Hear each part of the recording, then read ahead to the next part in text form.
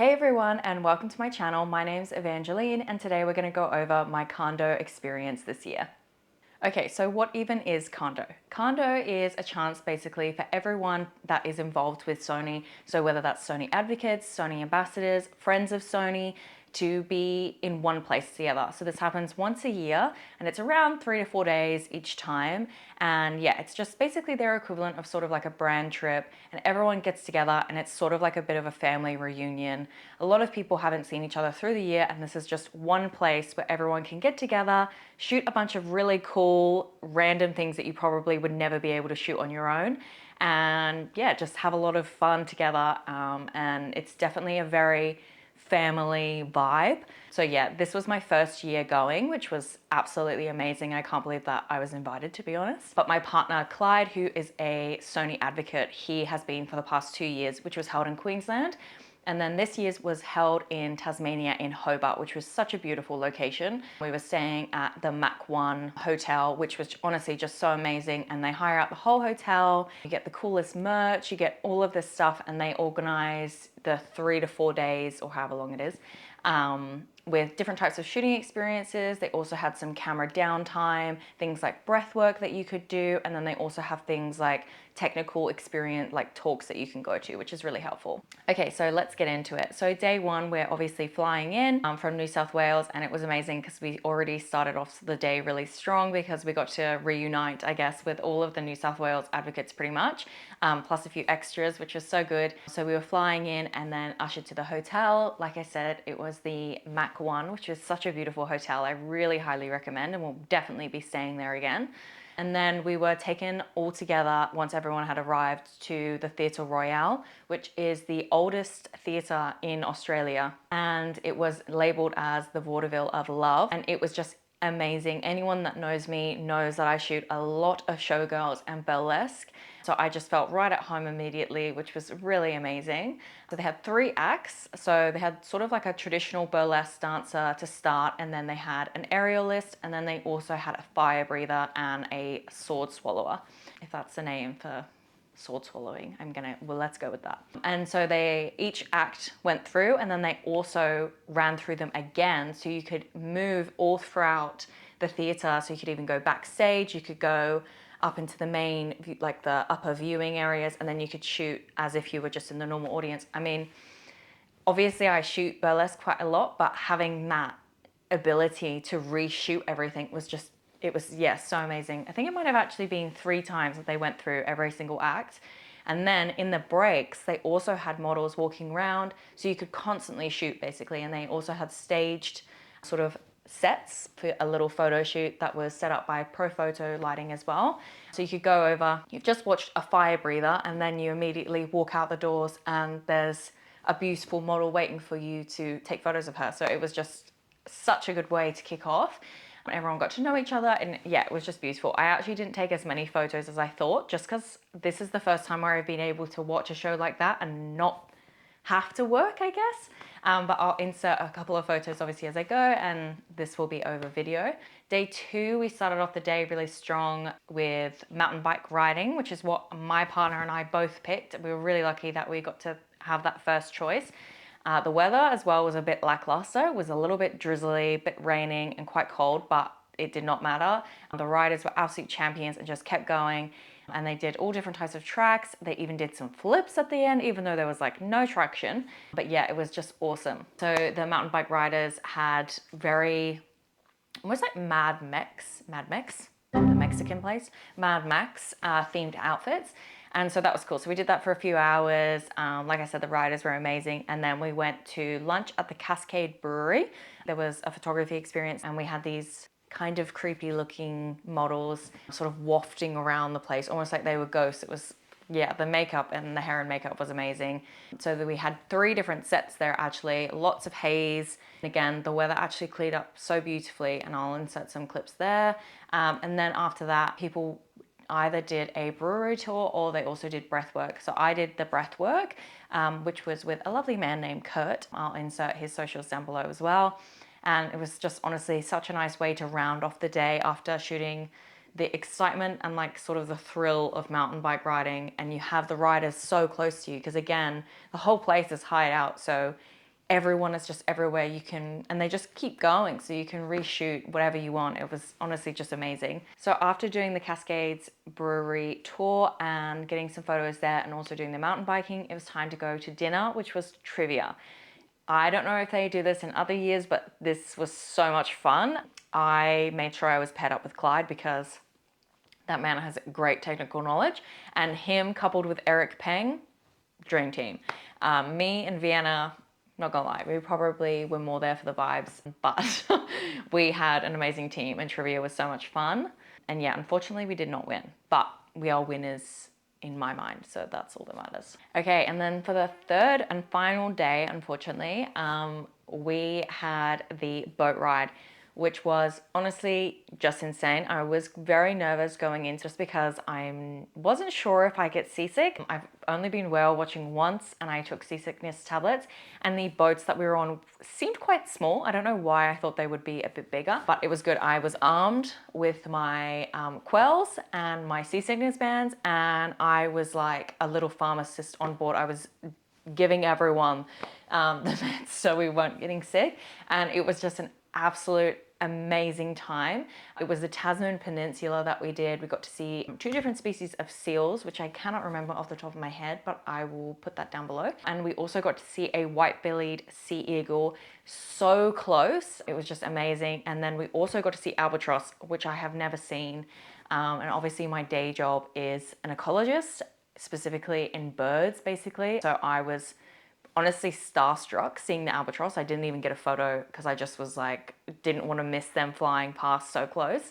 So yeah, I had such a good experience on the boat, even though I was a little bit nervous. Shout out to my boat buddies that were at the back, because we were just constantly looking at each other like, oh, because we went over some really big waves and that was splashing, and it was a whole thing. But yeah, so that was an amazing day. And then after that, we went to Bangor Vineyards, which was just fantastic. I mean, what better way to end the day than at a gorgeous vineyard? I say end the day, it was lunchtime, but you know. So there was wine tasting, there was, I think it was gin tasting as well, chocolates, they had an oyster bar.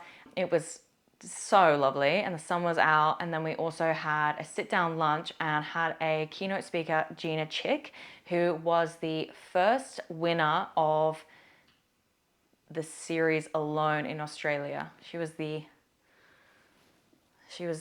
first winner of the first season of Alone in Australia. Make that make sense. She was amazing. I haven't actually watched her season, but definitely will be watching it now. Hearing her talk about her experience out there in Alone was just incredible. Yeah, she's just an absolutely incredible woman. Highly, highly recommend. I think she's got a book coming out, or it has come out. So definitely check that out, because yeah, she was just so inspirational. And my little table were lucky enough to basically sit right next to her, and we all sort of were fangirling. But yeah, so she was amazing. The wine was amazing. The food was amazing. I bought chocolate home, which was fantastic. After the talk, having some wine and lots of delicious food, we then jetted back to the hotel, got ready, and went out for an adventurous themed dinner. So we all had to dress up, and it was quite a lot of fun. I'm not gonna lie, Clyde and I are pretty weak on the costume. Shout out to Jonathan Suckling for getting the best costume. He had his bare tootsies out for the world to see. He really committed to the bit, so he definitely deserved best dressed, and he was so lovely. So I had to just give him a shout out, and I will try and insert a clip of him on the dance floor. That's probably, I think, the only clip I have of the after party. But yeah, so shout out to Jonathan. The best part of the night, in my opinion, is basically throughout the Kando experience, you have this team of lovely gentlemen called Redscope Films. They're part of it. Obviously, they each have names. And this whole time, every single day, they put out a edit, like a reel of the day that we've just had on Sony's social media. But then at the end of the trip, they somehow managed to smush all of the days into one epic, short, like a reel, which they then show on a big screen at that final dinner. How they do it, beyond me. The Redscope guys are second to none. I mean, they are just so superb. All of them, like, seriously, shout out to Ben, Adam, Hayden and Jamie, they're just absolutely amazing. And Kelsey, obviously. They are just amazing. This video is probably gonna actually be graded with their LUTs. But yes, they are just so amazing. And seeing that summary video, which I'll link down below, was just amazing. Seeing all the experiences and everything like that. Yeah, it was just crazy. So we had a lovely night, and then it was the Sony after party, which I did not get footage of because I was too busy drinking margaritas, and then somehow got dragged into karaoke. It was Kelsey's fault, that's all I'm gonna say. But yeah, so that was Kando. It went super quick, but then also super slow. Like I definitely would have loved more time there. I think it just is so insane to be there with people that I have, you know, sort of idolized for years. Like I met people, like I said, Rachel Hadfield, Kate Newman. I'm such a fan of her work. Obviously, there's a million other people. And also, I will say what really inspired me is watching Redscope work.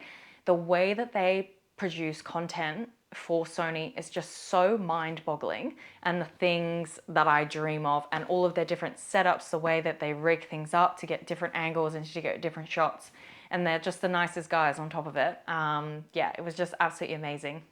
Okay, so the final thing that I wanted to also go over is what gear did I bring? So I'll go over what Clyde brought, what I brought, and then also what we loaned. So another thing that's at Kando is they have a whole room designated to loan gear that you can borrow the entire time. And they have everything that you could, you know, freaking imagine. They had a bloody Burano, which Clyde was obsessed with. Shout out to Nick Fraser, because that man shot basically everything that whole weekend, like the whole 3 days, whatever it was, on the Burano. He looked ridiculous, but it was very epic. And me with my ZV-1 versus his Burano was quite funny. But yeah, so what did we bring? So Clyde brought the A9 Mark III, and he brought the 28-70, which if anyone knows us knows that we constantly fight over the 28-70 because it is the GOAT. We love the 28-70. And also it's so much easier when you're flying to not be packing so many primes. However, I drew the short straw and I brought the prize. So I brought a 35, a 50, and an 85. Full transparency, I don't think I picked up the 85 once. I don't think Clyde did either. So I think I basically shot on the 50, and I use the 50 a lot as well because I have a star filter which I used quite heavily at the Theatre Royale section. Because I was shooting on the A1, which was the body that I took, I just cropped in. I know, a bit controversial. And I don't even know if I used the 35, to be fair. I think I just used the 50. And I also, to film video this year, we both film on our A9 Mark III and the A1, but I also brought my little ZV. There she is in the corner. It was great, yeah, having the ZV because it's pocket size. I could have it on the boat. Not gonna lie, I did drop it, but it was fine. Whereas obviously when you're on the boat, I wanted to keep my A1 hidden. Honestly, if I was going again, I would honestly just have another 28-70. And then for the mountain bike riding, I loaned a 70-200 2.8, which we have you can see actually, the 70-200, but we have the 4. Yes. So the 2.8 was really fun, and I did that for mountain biking just because I wanted to sort of, like, I'm quite happy to shoot quite behind people. And I wasn't sure, I just wanted something with a bit more reach, and loved that. And then Clyde, I don't think Clyde actually loaned anything. And then I also loaned a 200-600 for the the boat ride, because I wanted to shoot birds and I wanted to shoot the seals. I am not really a landscape photographer, so my goal going on that boat ride was wildlife, which is why I wanted the 200-600. I probably didn't need that 600. I probably could have just done with like a 400, but I really like the 200-600. Again, we have one, but there's no way I was taking that on a flight. So yeah, that was all I loaned, a 70-200, 2.8, and then the 200-600. Really glad that I did loan both of those. Like I said, especially because I hadn't really shot mountain biking before, so I wasn't really sure where I wanted to be. And also because, yeah, I wanted to get all the wildlife. So that was that. Okay, and then finally, I just wanted to do a quick summary of basically what I have come away from Kando thinking, like what I learnt from Kando, I guess is how I'm going to label it.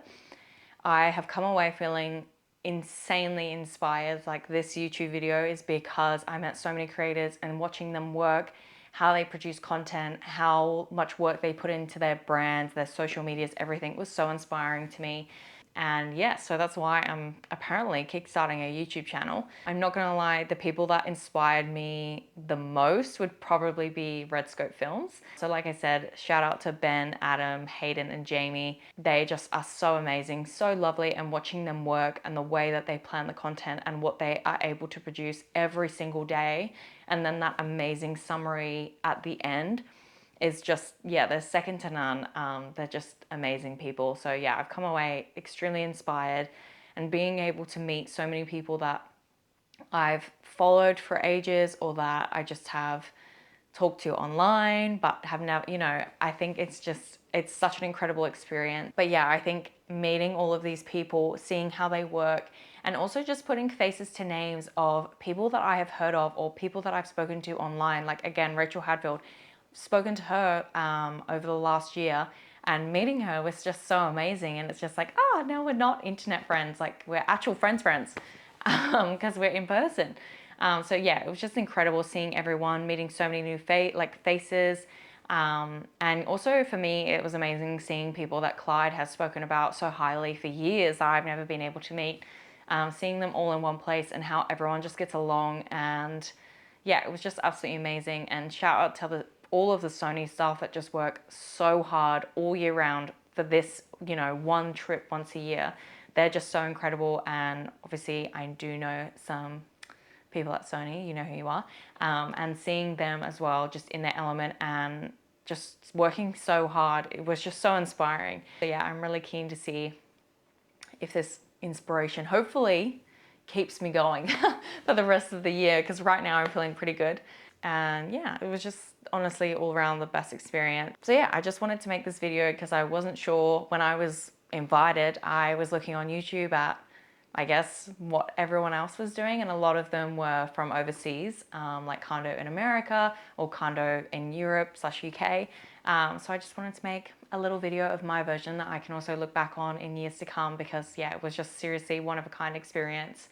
And yeah, I'm just so grateful again to have gone. So thanks for watching, and I'll see you in the next one.